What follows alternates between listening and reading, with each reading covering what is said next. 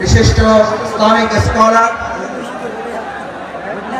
আমাদের অত্যন্ত শ্রদ্ধাভাজন, গোটা বিশ্বের দরবারে যিনি কোরআন এবং ইসলামের আহ্বান অত্যন্ত যৌক্তিকভাবে মানুষের সামনে তুলে ধরছেন, আমাদের আজকের সেই প্রাণপ্রিয় প্রধান আকর্ষণ জনাব মাওলানা ডক্টর মিজানুর রহমান আজহারি। আজকের এই প্রোগ্রামে উপস্থিত সম্মানিত আমন্ত্রিত অন্যান্য ওলামায়ে কেরাম, বরেণ্য আলেমে দ্বীন, আজকের প্রোগ্রামের সম্মানিত অতিথি বাংলাদেশ জামাত ইসলামী কক্সবাজার জেলা শাখার সংগ্রামী আমির, আজকের এই প্রোগ্রামের অন্যতম অতিথি বাংলাদেশ জামাত ইসলামীর আপনাদের অত্র অঞ্চলের প্রাণপ্রিয় মানুষ জনাব আব্দুল্লাহ আল ফারুক, আজকের এই প্রোগ্রামের সম্মানিত আয়োজক আপনাদের সকল প্রাণপ্রিয় ভাই, যিনি এই পুরো প্রোগ্রাম সমন্বয় করার জন্য আপনাদের সামগ্রিক সহযোগিতা এবং আল্লাহর ভালোবাসা নিয়ে সামনের দিকে প্রোগ্রাম এগিয়ে নিয়ে যাচ্ছেন, প্রিয় ভাই নিয়ামতুল্লাহ নিজামী। সম্মানিত ওলামায়ে কেরাম, সম্মানিত শিক্ষকবৃন্দ, পিতৃ সমতুল্য মুরব্বিয়ানে কেরাম, আমার সামনে উপস্থিত তরুণ এবং যুবক ভাইয়েরা, মহান আল্লাহর দরবারে শুকরিয়া আদায় করি। প্রিয়নবী মুহাম্মদুর রাসূলুল্লাহ সাল্লাল্লাহু আলাইহি ওয়াসাল্লামের দরবারে দুরূদ পেশ করছি, সাল্লাল্লাহু আলাইহি ওয়াসাল্লাম। আজকে এখানে আপনারা যারা এসেছেন, আমরা সবাই এখানে কি দুনিয়ার কোন শক্তির কাছে এসেছি নাকি আল্লাহর শক্তির কাছে এসেছি? কার কাছে এসেছি? আমাদের এই সমস্ত ব্যবস্থাপনার যিনি সহযোগিতা করেছেন, সেটা কি দুনিয়ার কোন শক্তি নাকি আল্লাহর শক্তি? আমার ভাইয়েরা, হযরত ইব্রাহিম আলাইহিস সালামকে যখন আগুনে পুড়ে পরীক্ষায় উত্তীর্ণ করার জন্য আল্লাহ তাআলা সিদ্ধান্ত নিয়েছিলেন, আপনাদের সকলের মনে থাকার কথা, হযরত ইব্রাহিম আলাইহিস সালামকে আগুনে ফালানোর জন্য মাসব্যাপী যখন আগুনের কুণ্ডলী তৈরি করা হচ্ছিল, সমস্ত মানুষ শুধু নয়, ফেরেশতাকুল, সমস্ত পশু প্রাণী আল্লাহর দরবারে আহ্বান করেছিলেন, দোয়া করেছিলেন, আল্লাহ এই বিরাট পরীক্ষা থেকে, নির্যাতন, নির্মমতা থেকে হযরত ইব্রাহিম আলাইহিস সালাম আপনার প্রিয় বন্ধু খলিলুল্লাহকে আপনি হেফাজত করুন। আল্লাহ সুবহানাহু ওয়া তাআলা তাকে হেফাজতের জন্য ফেরেশতাগণকে পাঠিয়েছিলেন। আপনাদের সকলের মনে থাকার কথা, হযরত জিবরাইল আমিন ইব্রাহিম আলাইহিস সালামের কাছে গিয়ে আবেদন করেছিলেন, ইব্রাহিম, আমি আল্লাহর পক্ষ থেকে আপনার কাছে এসেছি, যদি আপনার কোনো সহযোগিতার প্রয়োজন হয় তাহলে আপনাকে আমি প্রতিকূল হলেও আলহামদুলিল্লাহ আমরা শত প্রতিকূলতার মধ্যে দুনিয়ার কোন সহযোগিতার কাছে মাথা নত না করে হযরত ইব্রাহিম আলাইহিস সালাম যেমন জিবরাইল আমিনকে বলেছিলেন, আমার যদি সহযোগিতার প্রয়োজন হয় তাহলে আমি একমাত্র সহযোগিতা গ্রহণ করব মহান আল্লাহ সুবহানাহু ওয়া তাআলার।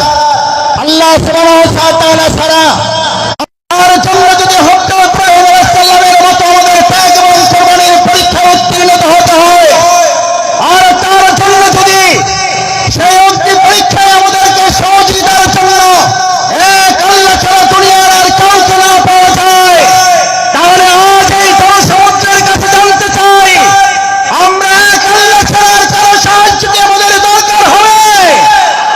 আমরা তার সাহায্য চাই, তার সাহায্য চাই। একবার সেই আল্লাহকে আমরা ডাক দিতে চাই, আমরা সবাই আল্লাহকে একবার ডাকতে চাই, আল্লাহ আল্লাহ।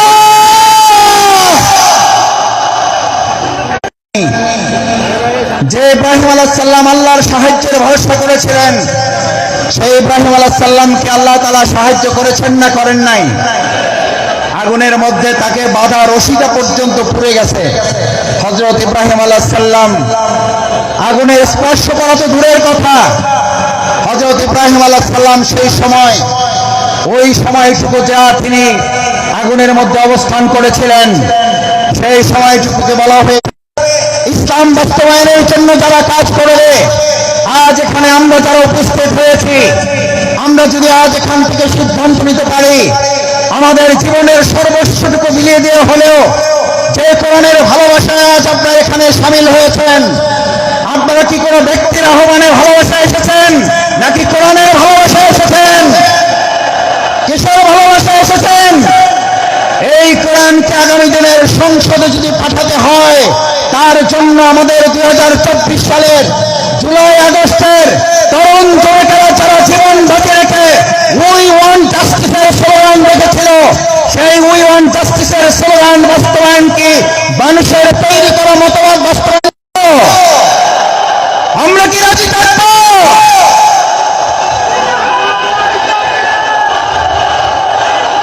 সম্মানিত ভাই এবং বন্ধুগণ,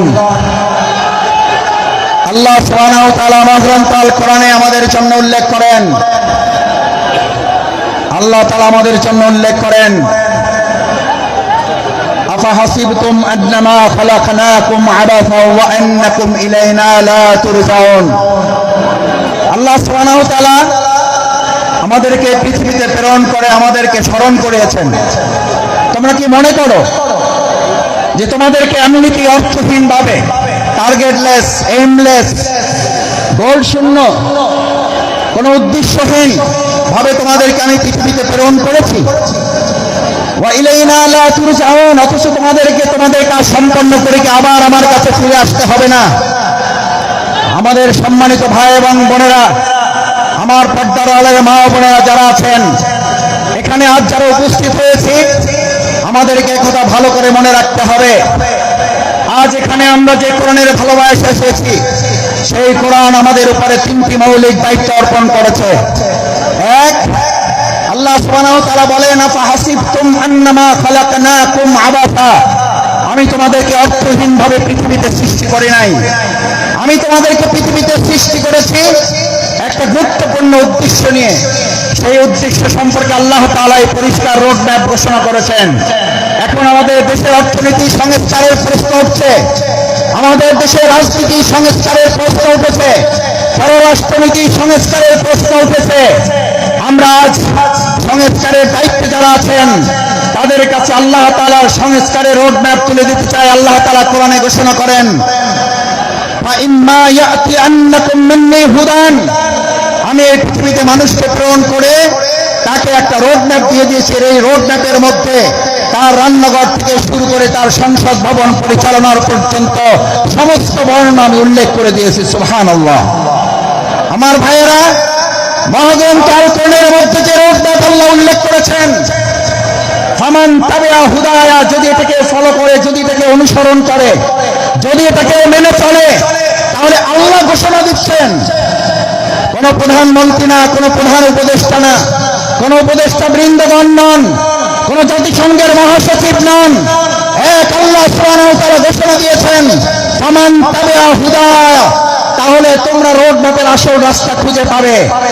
আমরা আজ বাংলাদেশের বর্তমান দায়িত্বে যারা আছেন তাদের কাছে মহাগ্রন্থ আল কোরআনের আহ্বান পৌঁছে দিয়ে বলতে চাই, বাংলাদেশকে যদি যথাযথ সংস্কারের মাধ্যমে তার আসল রোড ম্যাপে পরিচালনা করতে হয়, তাহলে মহাগ্রন্থ আল কোরআনের আইন দিয়ে ছাড়া মানুষের তৈরি করা কোনো চিন্তা তন্ত্র মতবাদ দিয়ে পুরনো সংস্কার করা সম্ভব হবে না।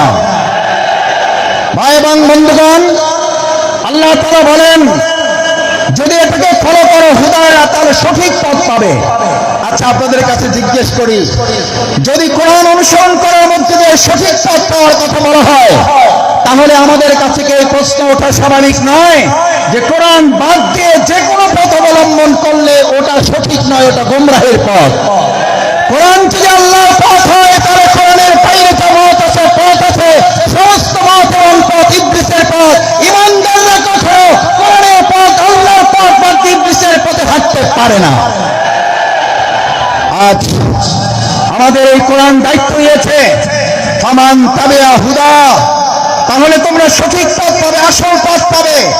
আমাদের এই প্রিয় মাতৃভূমি বাংলাদেশ স্বাধীন হওয়ার 53 বছর পার হলেও আমরা কি অর্থনৈতিক মুক্তি পেয়েছি ভাইয়েরা? আমরা কি সাংস্কৃতিক মুক্তি পেয়েছি? আমরা কি রাজনৈতিক মুক্তি পেয়েছি? এই সকল মুক্তি আমাদের যদি পেতে হয়, তাহলে আমাদের মানুষের তৈরি করা মতবাদের দিকে নাকি কোরআনের দিকে ফিরতে হবে? আমাদের গ্রামে, আপনাদের গ্রামে আমরা সবাই একটা কথা বলি, সোজাতে হবেন, মরার আগে হবেন না। কখন হবেন? কখন হবেন? কাপড় দিয়ে যখন পায়ের কাছে একজন ধরে আর মাথার কাছে একজন ধরে, দুই থেকে দুইজন ধরে আর টানে, বলে যে আরো সোজা করো, আরো টাইট করো।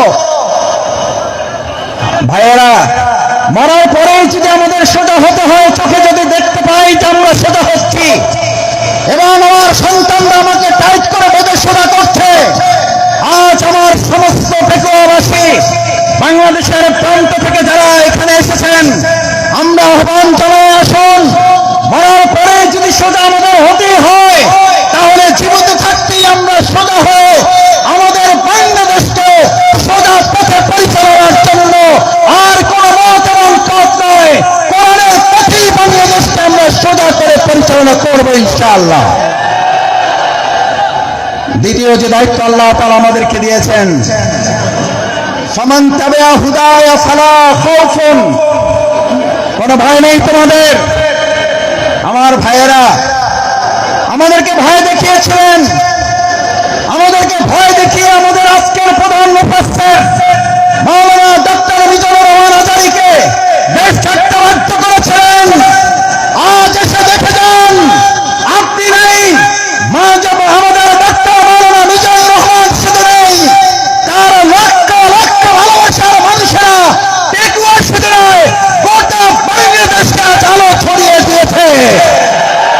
আপনারা সাইদি সাহেবকে হত্যা করেছেন, এক সাইদির মাল্লার উপস্থিতিতে লক্ষ সাইদি আমাদের তৈরি হয়ে কোরআনের দাওয়াত পৌঁছে দিচ্ছে। আমাদের হত্যা করা যায়, আমাদের ফাঁসি দেওয়া যায়, আমাদের শেষ করা যায় না, আমাদের শেষ করা যাবে না।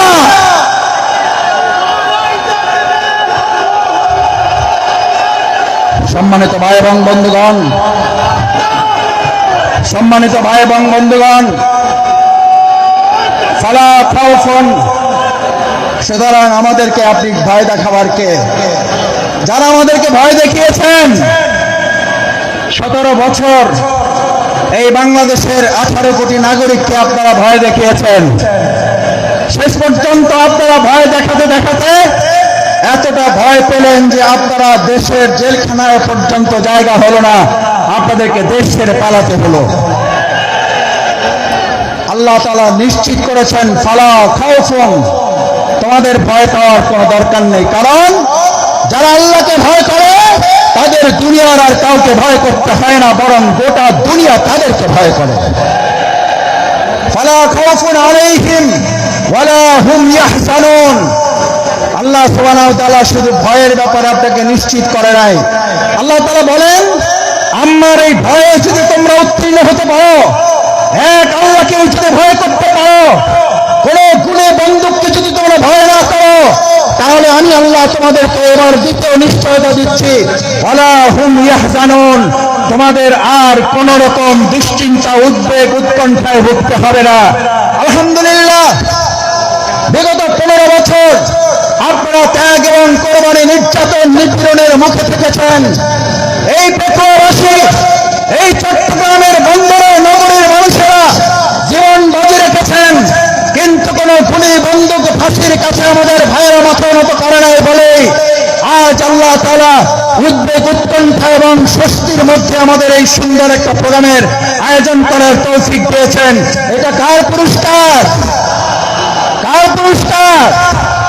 আমাদের পূর্ণ পুরস্কার এখনো আমাদের হাতে আসে নাই। আমাদের আসল পুরস্কার আল্লাহ ঘোষণা করেছেন, বিসমিল্লাহির রহমানির রহিম, ইযা জাআ নাসরুল্লাহি ওয়াল ফাত, যখন আল্লাহর সাহায্য এবং বিজয় আসে। কার সাহায্য? কার? কোন পার্শ্ববর্তী রাষ্ট্রের, প্রশাসনের, সেনাবাহিনীর, র্যাবের সাহায্য? কার? নাসরুল্লাহ, ইযা জাআ নাসরুল্লাহি ওয়াল ফাত, যে আল্লাহ আমাদেরকে সাহায্য করেন, সে আল্লাহ তাআলাই বলেন, আমি যখন কাউকে সাহায্য করি তার বিজয় ছাড়া অন্য কিছু হতে পারে না। নাসরুল্লাহ, ইযা জাআ নাসরুল্লাহি ওয়াল ফাত, কারণ আমার সাহায্য যেখানে চায়, গোটা দুনিয়া তার বিপক্ষে থাকলেও বিজয় ছাড়া তার কিছু হয় না। আজ